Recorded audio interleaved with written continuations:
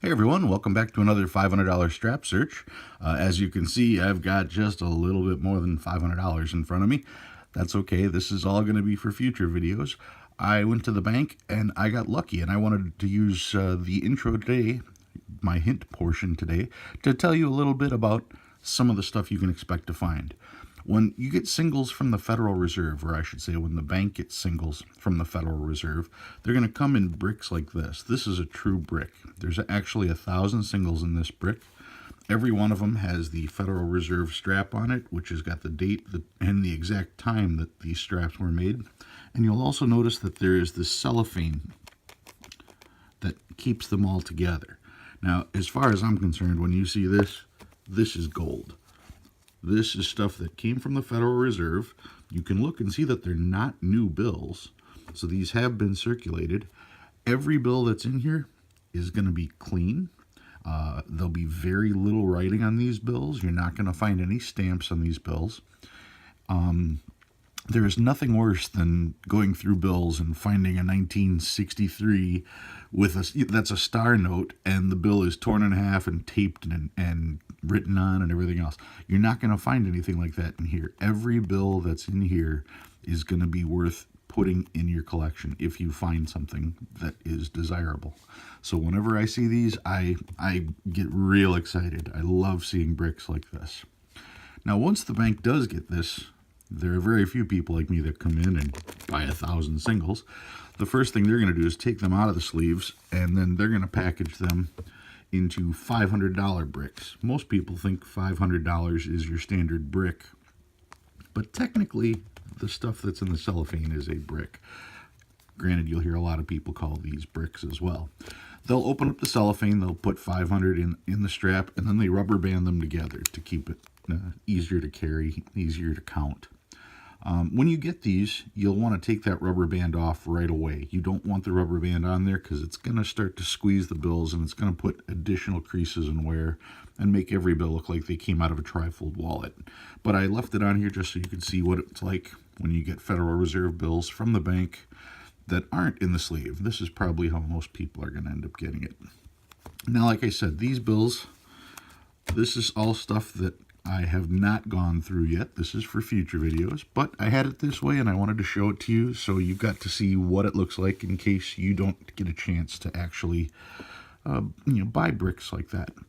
This mess is the stuff that I went through this week, and I stress this mess because these bills, as you can see, were not in the greatest of shape.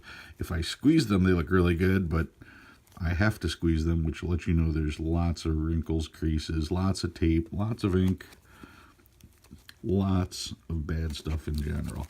But I went through them because you never know what you're going to find. And from this batch of 500, let me show you what I got. Wasn't much. It was thin pickings, but when I saw the quality of the bills, I understood why. Not every time you search, you're going to find stuff. So, I mean, be patient, be diligent. Good stuff will come. I did get a couple star notes, not in the greatest shape, high numbered star notes. Don't expect any of these are going to book out as rare, but I pulled them nonetheless just to show you. 500 bills, this is how many star notes I found. This was the lowest numbered star note. All of them were 2013. This one starting with 2 zeros. I always like to see that. That means that the bill is under $1 million, so it has potential. Did find a couple of old bills. Did find this 1999 series. I like it because it's an I bill. I being Minneapolis, as you can see, Minneapolis, Minnesota.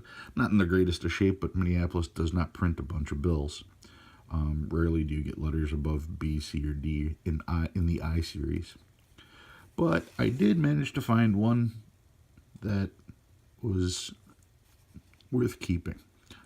This one is a New York series, and that is 1985, not 1995, 1985. It's a BS bill, which is enough to make you giggle as it is. But it's also in pretty good shape. It's still fairly crisp. It's not written on. No hard creases or wrinkles. There are, it's circulated, but it's not damaged or anything. You can see this. The center does have it does have a crease, but it's not a hard crease. This is probably the hardest crease, this dog-eared corner. But this bill's from 1985. There's a lot of people watching this video that weren't around when this bill was printed. So that was the best bill out of the bunch. And like I said, that series of 500 bills, not a lot, very thin picking. So I decided that with thin pickings from my search, I'd bring out from my special collection something really impressive. This was one of my first major purchases. This is an 1896 $2 silver certificate. If that alone isn't impressive, what is so cool about this bill belongs to what's called the Educational Series. The Educational Series consisted of 3 bills. There was a $1 bill, a $2 bill, and a $5 bill. The federal government tried to do its job in helping educate the public, and they came up with this series of bills. Each bill was dedicated to a certain aspect. The $1 bill was dedicated to history, and it featured George Washington and Martha Washington on the back. The front of the bill had Roman statues on it. This particular bill, if I recall, is dedicated to science. On the back of this bill, there are 2 inventors of the time, Samuel Morse and Fulton. So you got the guy who invented the cotton gin, Morse code, and the guy who invented Morse code, still named after him. The $5 bill was dedicated to electricity. And the $5 bill in the Educational Series is what caused all the controversy. Because the $5 bill, there are a couple figures in the center here where one of the images appears topless. And the general public considered having the $5 bill as carrying pornography in their pocket and demanded the U.S. government to remove these bills from circulation. Which means they took out the $1 bill, the $2 bill, and the $5 bill from that Educational Series, and they were replaced. These bills, like you can see here, from 1896, they were replaced by a series of 1899. The 1899 Black Eagle that I showed in one of my previous videos, that's what replaced the $1 bill. I do have the $2 bill that replaced this. That'll probably be in my next video. But let's take a look at this one here. This is a $2 certificate. You can tell it's a silver certificate because not only does it say silver everywhere, but here, instead of using blue ink for the seal, they used blue ink on the serial numbers. So when you've got the blue ink on there, that always designates a silver certificate. You can see right there, series of 1896. And it's just such an intricate bill. When you look at this bill at a glance, it looks like it's something that should be in a museum rather than something that should be in your wallet. It's hard to believe people walked around spending this stuff. I mean, the imagery on here is just so impressive. Let's take another look at the back. I mean, just the detail.